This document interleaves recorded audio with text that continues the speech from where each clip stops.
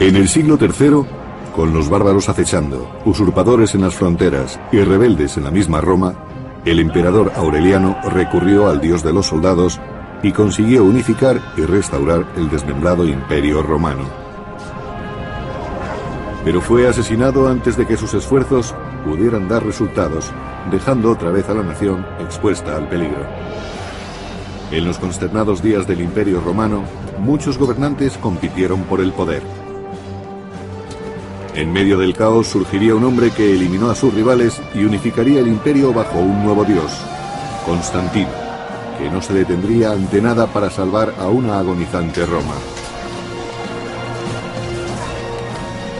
El Imperio Romano, Constantino el Grande.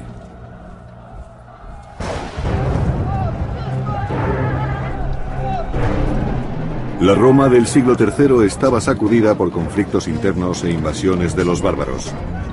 Pero en el año 295 después de Cristo surgió un grande y nuevo emperador que podría salvar al imperio. Su nombre era Diocleciano. Diocleciano trató de resolver los problemas y preocupaciones a las que se enfrentaba el imperio en el siglo III. Una de las medidas que tomó fue la reforma del sistema de defensa de las fronteras.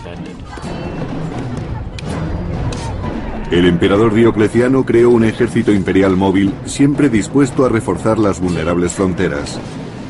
Uno de sus soldados más capacitados era Constantino, que entonces solo tenía 17 años.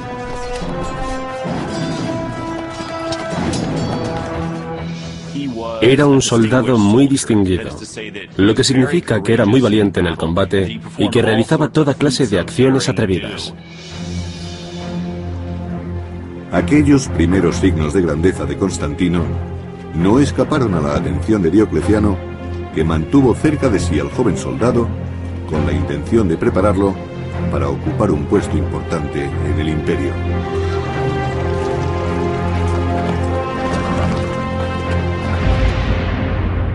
Otra gran reforma de Diocleciano fue dividir el imperio bajo el dominio de 4 coemperadores, uno en Illyricum, otro en Italia, el padre de Constantino en las Galias y Diocleciano en Nicomedia, Asia Menor.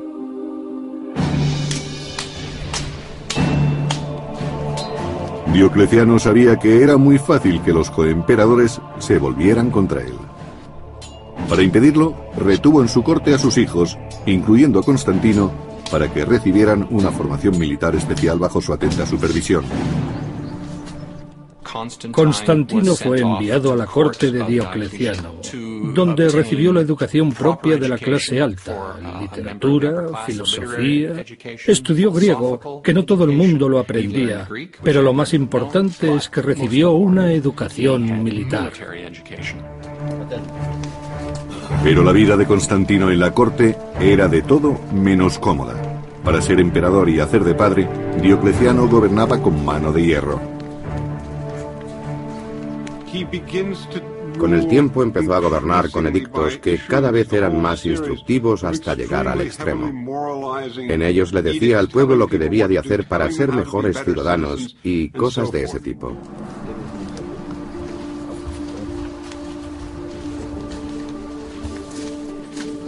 Diocleciano incitaba a que todo el mundo en su corte, incluido Constantino, ofreciese sacrificios regularmente. Diocleciano pensaba que debía la unidad del imperio a los dioses paganos de Roma.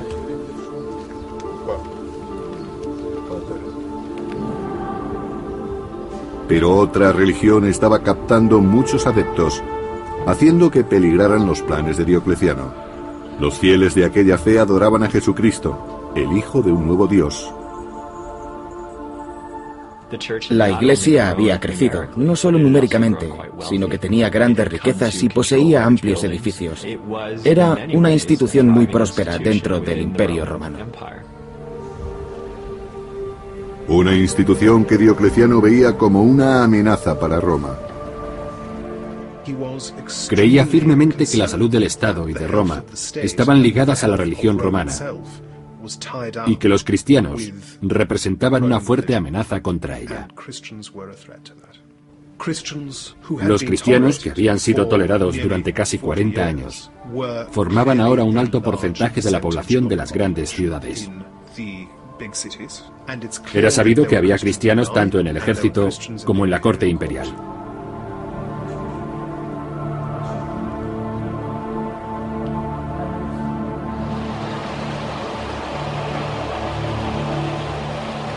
Diocleciano exigió que todos los soldados del ejército imperial ofrecieran sacrificios a los dioses de Roma, algo a lo que se negaron muchos cristianos.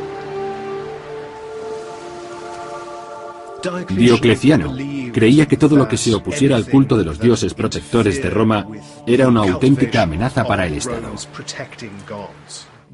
algo que podía acabar destruyéndolo desde dentro. Y eso pensaba de los cristianos en su ejército, que podían volverse contra el imperio.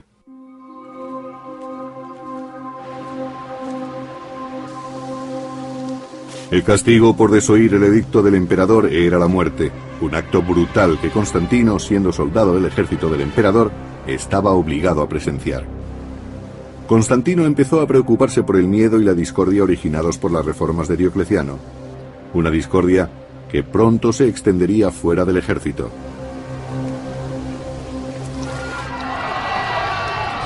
En el año 303 después de Cristo, Diocleciano emitió un edicto contra los cristianos que fue conocido como la Gran Persecución. Tan pronto como se emitió el edicto de la persecución, se desataron unas crueles medidas administrativas. Si los funcionarios encargados del edicto encontraban resistencia, llevaban a los acusados a los tribunales para torturarlos y conseguir pruebas contra ellos. Había que forzarlos para que pública y oficialmente adjuraran del cristianismo. La Gran Persecución marcó el inicio de lo que los cristianos llamaron la Era de los Mártires. Cualquier cristiano que proclamara públicamente su fe, moriría. La persecución de Diocleciano dejó atrás las demás persecuciones. Probablemente fue el momento en que más cerca se estuvo de erradicar el cristianismo. Puede que por eso se haya dicho que muchos de los mártires venerados por la Iglesia cristiana padecieron bajo el dominio de Diocleciano.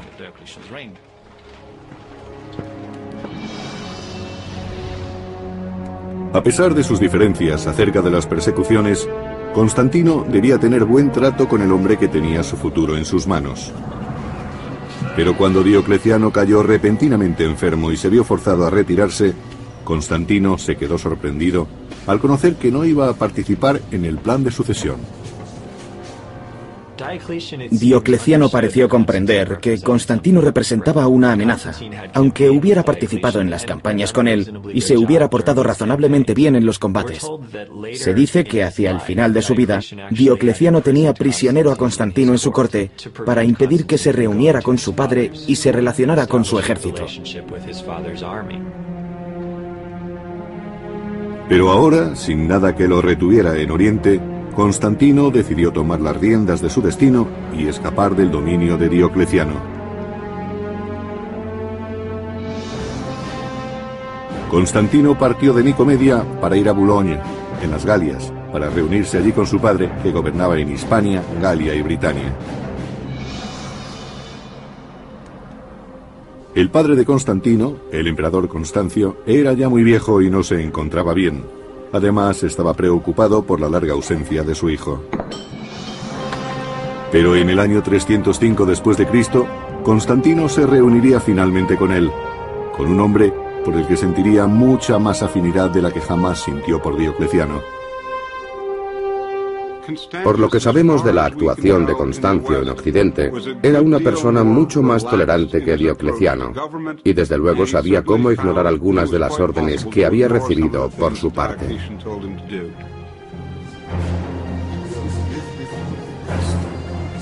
Constantino notó que su padre era un gobernante mucho más compasivo, y Constancio se dio cuenta de que su hijo sería el hombre que un día podría ocupar su trono.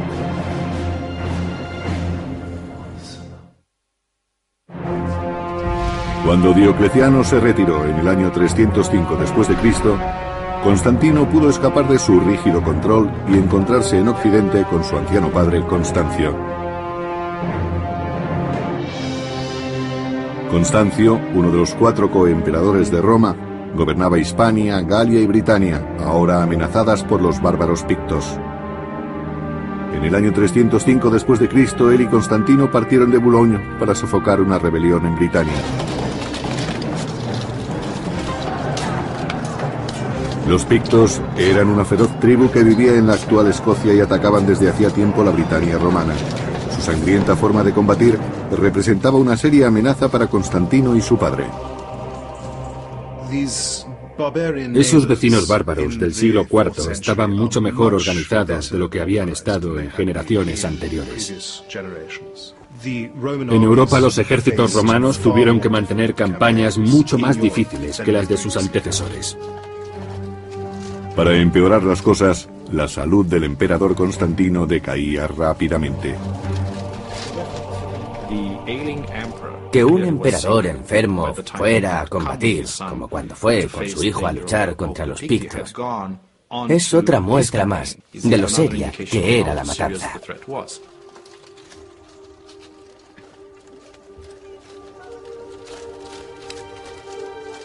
Con la salud de Constancio en peligro, Constantino tuvo que dirigir las legiones de su padre, asegurándose de que le fueran fieles en combate. Cuando Constantino volvió para encontrarse con su padre en Occidente, Constancio quiso que fuera escalando puestos en el mando y que participara en las campañas de su ejército. Los soldados debían conocerle, pues sería más fácil ocupar un puesto en el gobierno del Imperio Occidental, que era lo que Constancio siempre había querido.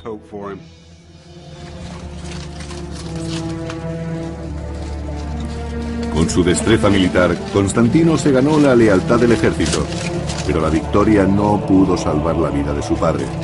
Finalmente, Constantino vio morir a un padre al que empezaba a conocer.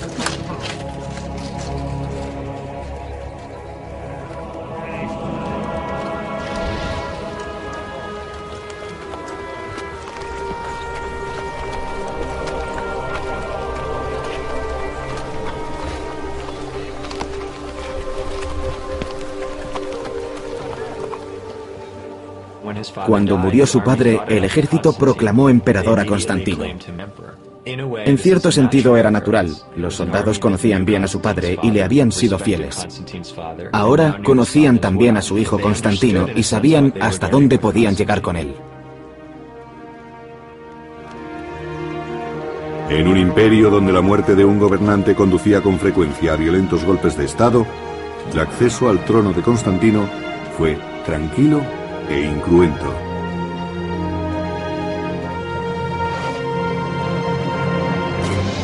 Los bárbaros francos atacaron la Galia en el año 306 después de Cristo, y Constantino tuvo que enfrentarse a su primer reto como emperador. Desde Britania se dirigió hacia el sur para luchar.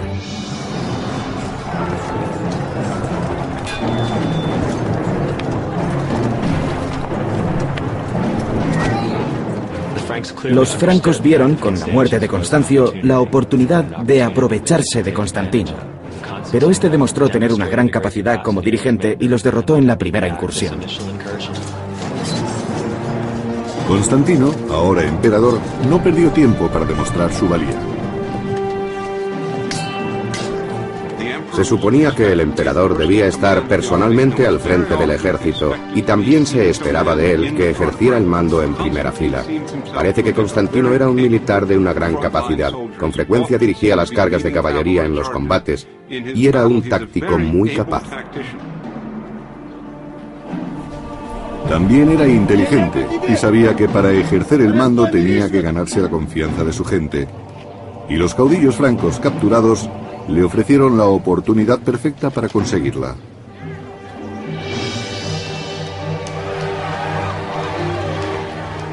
Constantino hizo desfilar a los cautivos bárbaros por las calles de Trier, en la actual Alemania, para demostrar al pueblo que él los protegería. Constantino sabía perfectamente que en aquellos momentos el objetivo principal de cualquier emperador que quisiera conservar el poder era derrotar a los bárbaros, así que luchó contra ellos a lo grande. Mantuvo campañas contra los francos, y hay pruebas de que capturó a 2 de sus reyes, a los que exhibió para deleite de las masas de las Galias. Finalmente, los bárbaros fueron arrojados a las fieras enviando un claro mensaje de que Constantino no toleraría a los que osaran poner en peligro al Imperio Romano. Pero en el año 306 después de Cristo, el imperio era amenazado desde el interior por un usurpador llamado Magencio, que se había proclamado emperador de Roma y pasó a controlar la mayor parte de Italia y del norte de África.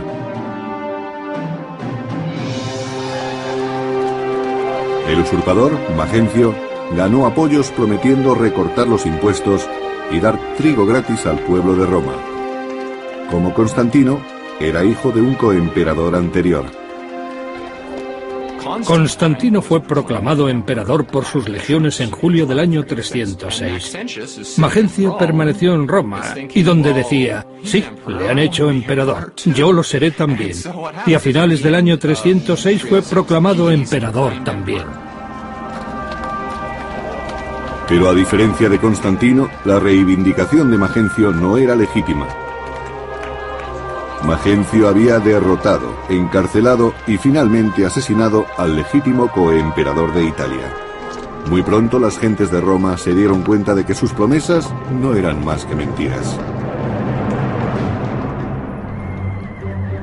En el año 311 después de Cristo, los romanos se sublevaron cuando vieron que el trigo gratis y el recorte de impuestos eran solo para los ricos. El resto robaba para sobrevivir. Magencio no fue un gobernante popular.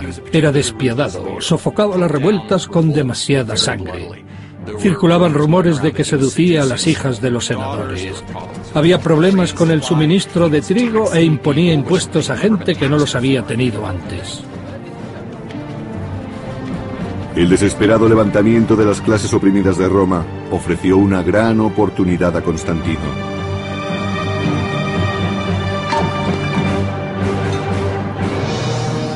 Con la esperanza de salvar al pueblo romano y de ampliar su influencia en Italia, Constantino partió de las Galias hacia Milán para cerrar un trato con otro coemperador, Licinio. Era un trato para consolidar el poder.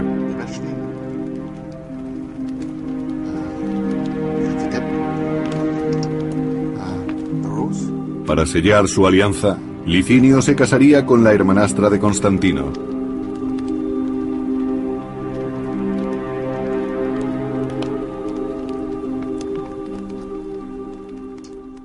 Constantino utilizaba todos los trucos que conocía.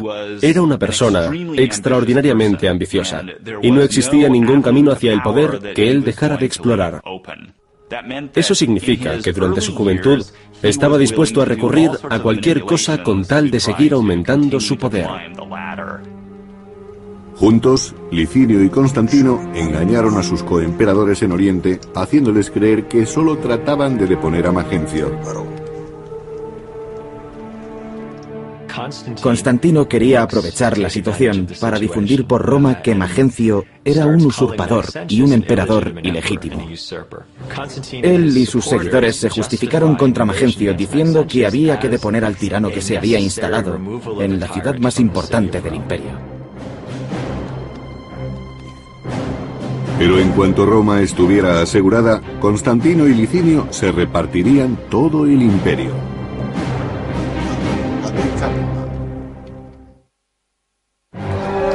En el año 306 después de Cristo, cuando el usurpador Magencio se hizo con el poder en Roma, Constantino selló un trato con el también ambicioso coemperador Licinio para eliminar a Magencio y repartir el imperio entre los dos. Mientras Licinio se hallaba defendiendo la frontera norte del imperio de los invasores bárbaros, Constantino marchó hacia Roma, sitiando la ciudad imperial donde se encontraba Magencio.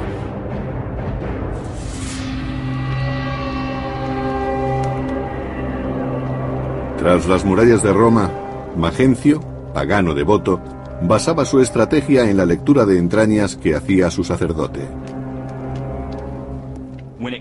Cuando tenía que combatir, Magencio se interesaba en recabar la protección divina, recurriendo a los métodos que cualquier emperador romano hubiera seguido para disfrutar de esa protección. Desesperado por si debía esperar a que pasara la amenaza de Constantino o enfrentarse a él en batalla, Magencio buscó consejo en las profecías sibilinas. Magencio recurrió a las profecías sibilinas para encontrar una respuesta. Las profecías sibilinas eran libros guardados por sacerdotes con los que investigaban ciertas cuestiones. Además, los sacerdotes también ofrecían los servicios de un oráculo. El oráculo dijo que el enemigo de Roma moriría. Y por esa razón parece que Magencio cambió de opinión y decidió no esperar a que Constantino alterara sus planes y fue a encontrarse con él en la batalla. Considerando que el enemigo de Roma mencionado por el oráculo era Constantino, Magencio preparó a su ejército para el combate.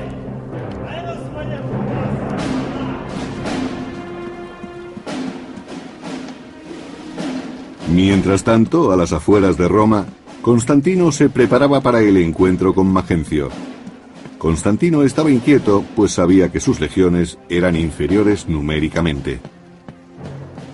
Constantino estaba muy preocupado por el número de sus fuerzas y aceptó el consejo de que rezara a algún dios. En respuesta a sus oraciones, tuvo una visión que interpretó como un signo cristiano. El historiador del siglo IV, Eusebio de Cesarea, nos relata lo que se cree que sucedió tal como el mismo Constantino dijo.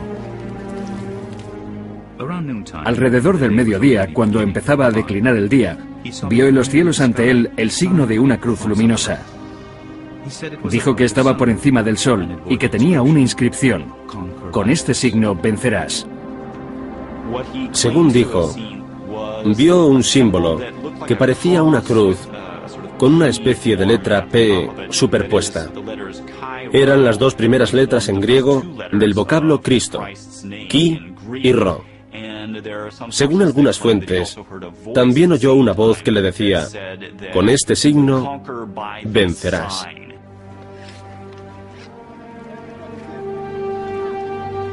Constantino ordenó a sus soldados que pusieran Chi y Ro en sus escudos como enseña, convirtiendo el símbolo del cristianismo en un objeto de honor y no de persecución.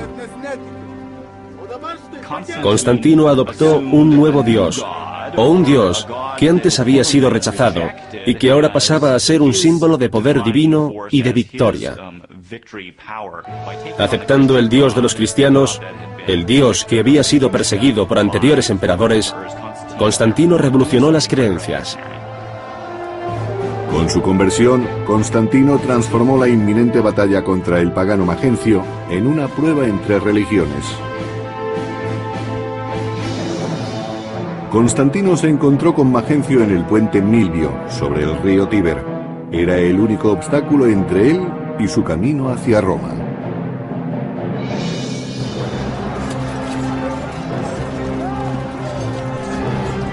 Aunque ampliamente superado en número por Magencio, Constantino y su ejército, ahora portando el estandarte cristiano con las letras Chi y Ro, iniciaron la batalla con energía. La batalla del puente Milivio fue muy importante. A pesar de que Magencio tenía superioridad numérica, sus legiones se vieron empujadas hacia el río por las de Constantino.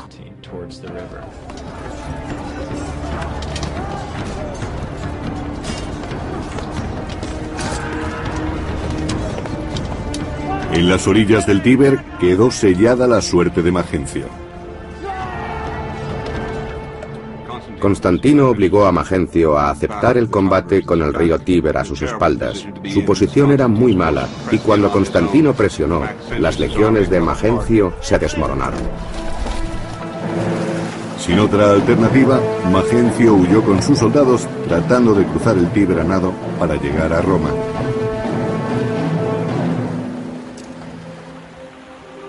Pero Magencio con su pesada armadura no pudo cruzar el río. Días más tarde su cuerpo hinchado fue retirado del Tíber, dando prueba de que el régimen del usurpador había caído.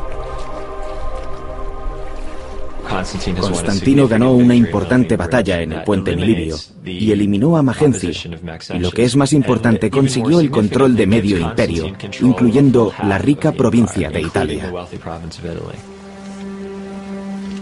La suerte de Magencio sirvió de eficaz recordatorio del poder de Constantino y de lo que podría ocurrirles a los que osaran oponerse a él. Constantino quiso recuperar el cadáver de Magencio para pasear su cabeza por Roma y el norte de África, y así demostrar que el anterior emperador estaba muerto y que ahora era él quien mandaba. La victoria contra Magencio probó ante Constantino que el dios de los cristianos era más poderoso que los dioses paganos de su enemigo.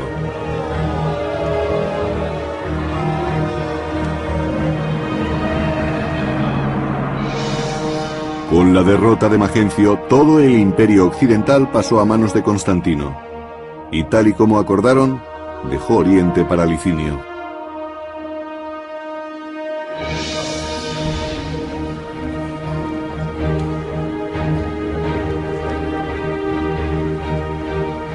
Se encontraron en Milán, donde Constantino y Licinio sellaron su alianza con una boda, como habían planeado. Constantino decidió que Licinio se casara con una de sus hermanastras, Constancia, para que se uniera a su causa. Linicio reconoció que era la mejor manera de sellar una alianza. Este matrimonio señaló el inicio de una política común, tanto por parte de Constantino como por la de Licinio. Una de las medidas políticas reflejaba la adopción del cristianismo por parte de Constantino. Los dos emperadores acordaron la forma de repartirse el poder. Y entre otras cosas, decidieron que el cristianismo sería tolerado en todo el imperio. Licinio no era cristiano, pero estuvo de acuerdo con Constantino en detener las persecuciones en todo el imperio. Durante un tiempo la alianza funcionó, pero una alianza que es fruto de la ambición resulta difícil de mantener. Constantino tuvo que reconocer que su único coemperador era también su mayor rival. Después de sellar una alianza con el emperador Licinio, Constantino derrotó al usurpador Magencio en el puente Milvio. Más tarde, convencido de que el dios cristiano le había concedido la victoria, Constantino se dispuso a demostrar su gratitud.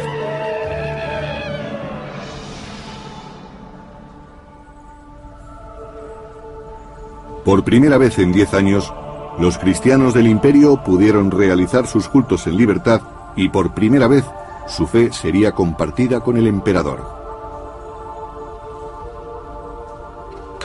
Constantino se había convertido al cristianismo y abrazó seriamente la tarea de defender la Iglesia cristiana y seguir su doctrina. Su familia, incluyendo su hijo y heredero Crispo, se convirtieron también al cristianismo. Constantino no solo toleró a la nueva Iglesia, sino que en los territorios que estaban bajo su mando favoreció mucho a los cristianos. En el año 313 después de Cristo, Constantino y Licinio emitieron conjuntamente el llamado Edicto de Milán, recordado por el autor Lactancio del siglo IV.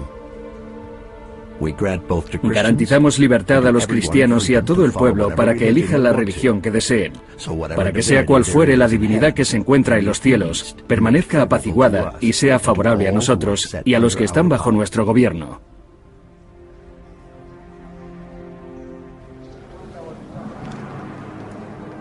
Pero en los años que siguieron, se deterioraron las relaciones entre los dos emperadores. Conforme Licinio luchaba por conseguir el dominio de Oriente, su apetito por el poder fue haciéndose mayor. Licinio actuó como si solo estuviera preocupado por los asuntos de Oriente, pero Constantino no confiaba en él y la tensión entre ellos fue en aumento. Después de 9 años de compartir el poder, los dos emperadores ansiaban apoderarse de todo el imperio. una rivalidad que acabaría llevando a Roma a una guerra civil.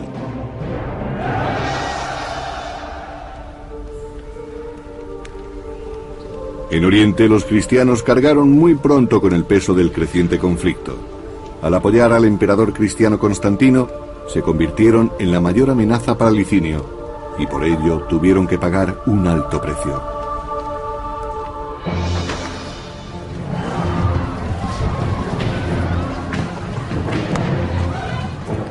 Una de las consecuencias fue la reanudación de las persecuciones. El motivo fue muy sencillo.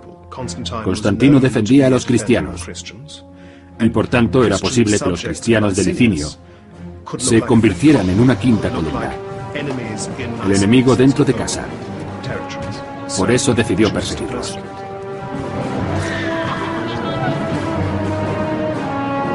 Al mismo tiempo que quemaban iglesias y libros religiosos, desapareció la antigua alianza entre Licinio y Constantino.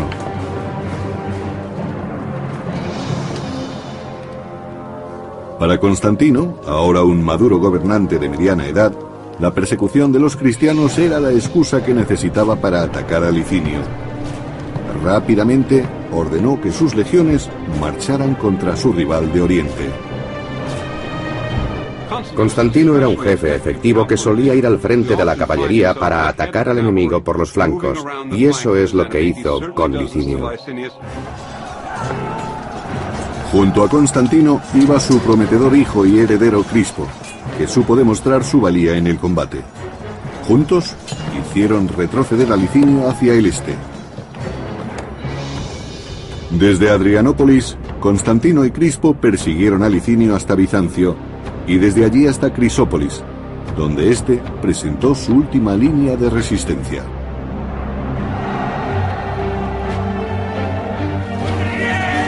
Allí, en el año 324 después de Cristo, arriesgándolo todo por el imperio, Constantino y Crispo se enfrentaron cara a cara con Licinio. Crispo heredó la capacidad militar de su padre. Era otro genio bélico. Sin su ayuda, puede que nunca hubieran tenido éxito en su lucha contra Licinio.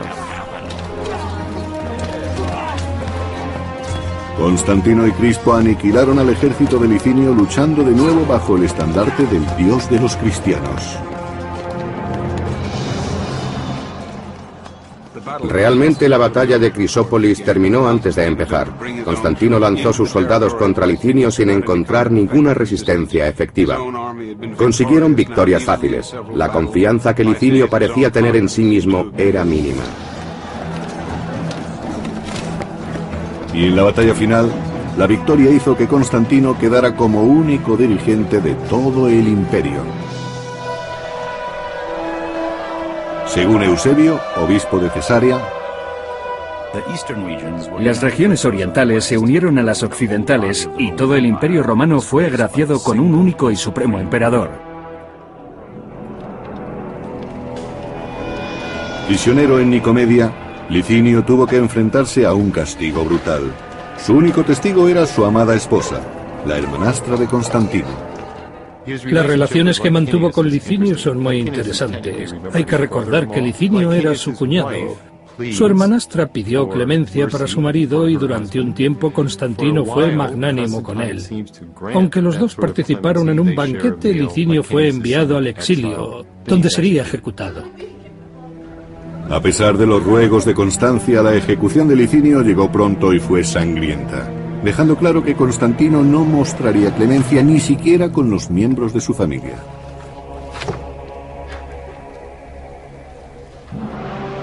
Después de eliminar a Licinio, Constantino quedó como el único gobernante del unificado imperio y quiso que su hijo Crispo le ayudara en calidad de emperador de Occidente.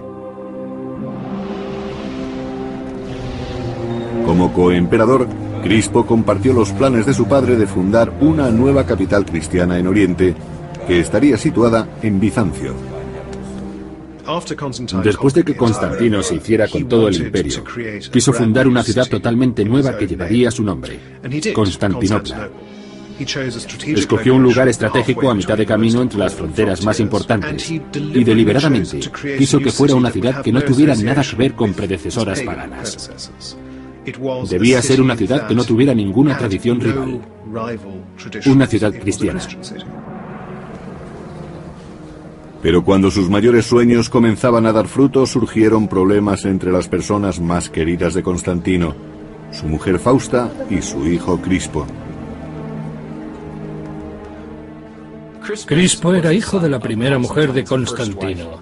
Sus 3 últimos hijos eran de Fausta, su segunda mujer.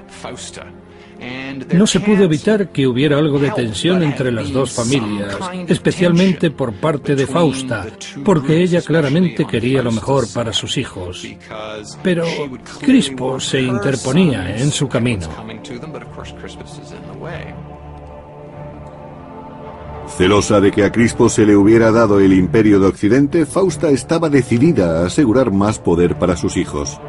No importaba a qué precio. Con su hijo Crispo, Constantino había derrotado a Licinio, su último rival, consiguiendo por fin unificar el imperio bajo la nueva fe cristiana.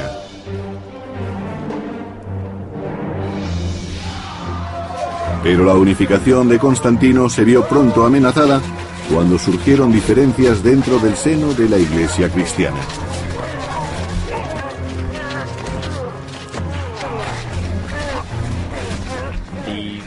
Hubo un gran revuelo entre los cristianos del Imperio de Oriente debido a una controversia sobre la naturaleza de Cristo, unida a la cuestión sobre quién debería ser el primado de la Iglesia de Oriente.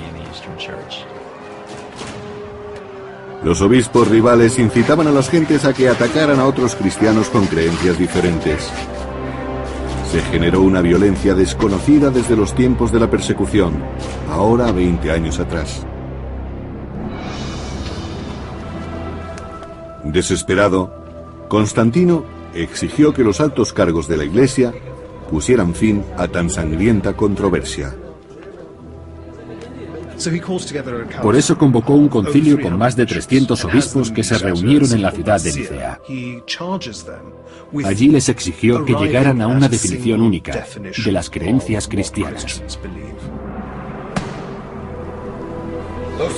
El resultado de ese conflicto es el Credo de Nicea, una profesión de fe que ha sobrevivido a lo largo de 1600 años y que se reza todavía en las iglesias cristianas de todo el mundo.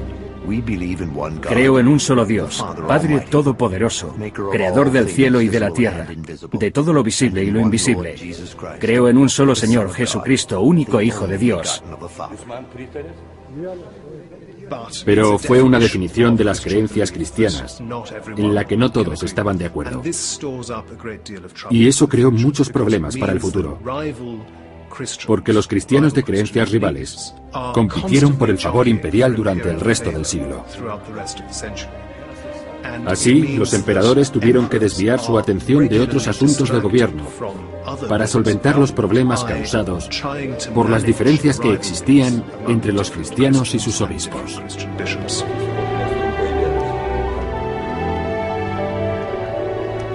Quizás aquella distracción no dejó ver a Constantino lo que estaba ocurriendo entre sus seres más cercanos.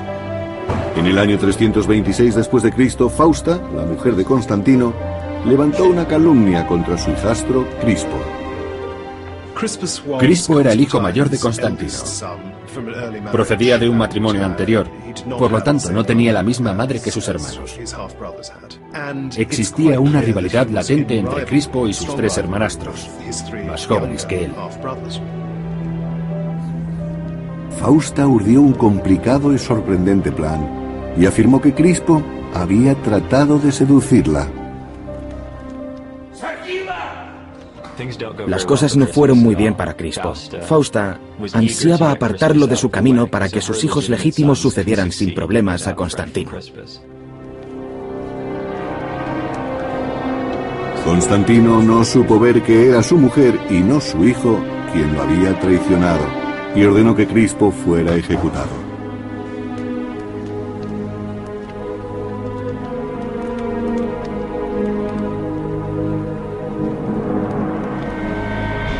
Prisionero en la lejana Pola, la actual Croacia, Crispo insistió en su inocencia.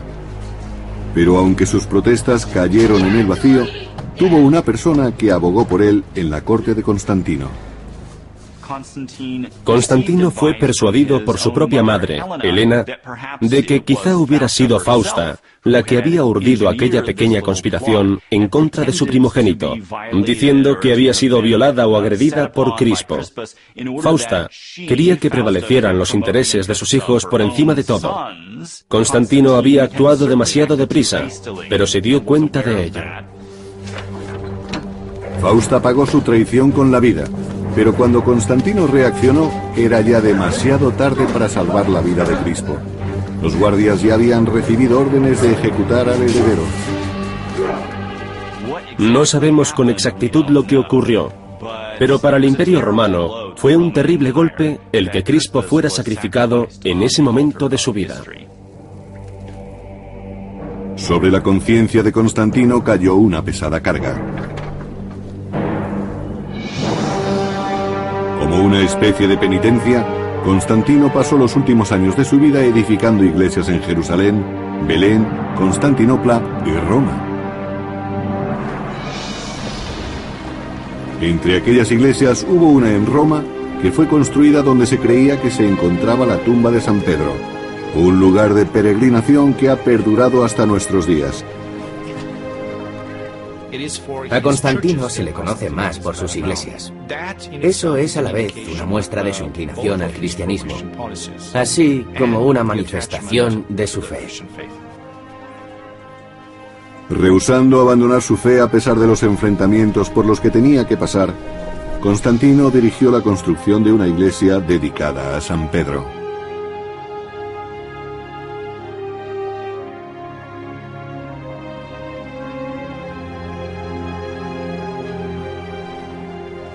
Fue una explosión extraordinaria de arquitectura, como no existía en todo el imperio.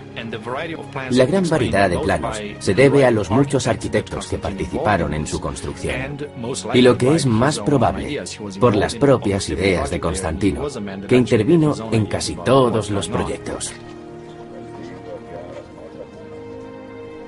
Constantino confiaba en que su devoción borraría sus numerosos pecados al final de su vida.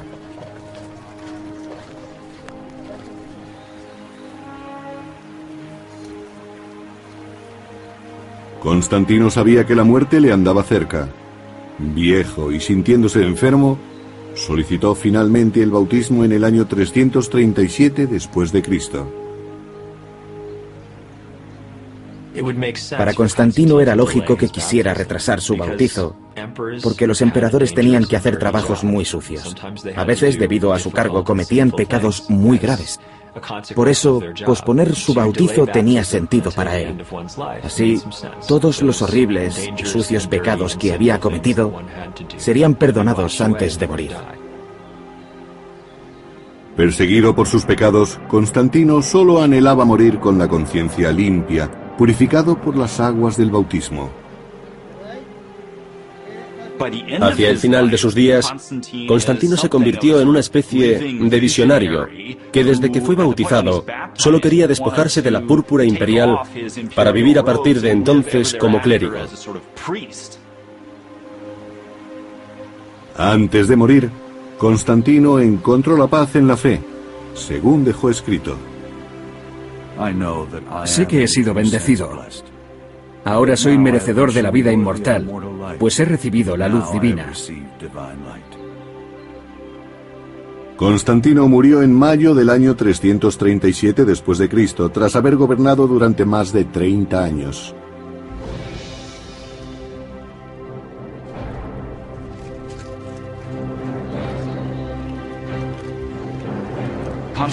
Constantino tuvo un éxito tremendo como emperador y como jefe militar. Fue un hombre que llegó al poder gracias a su enorme ambición, y cada vez que pudo, utilizó esa ambición para triunfar día a día. Durante toda su vida, Constantino luchó por mantener la frágil unión del imperio, reunificado bajo su nueva religión, pero nada, incluida la fe, podría salvar ya a Roma.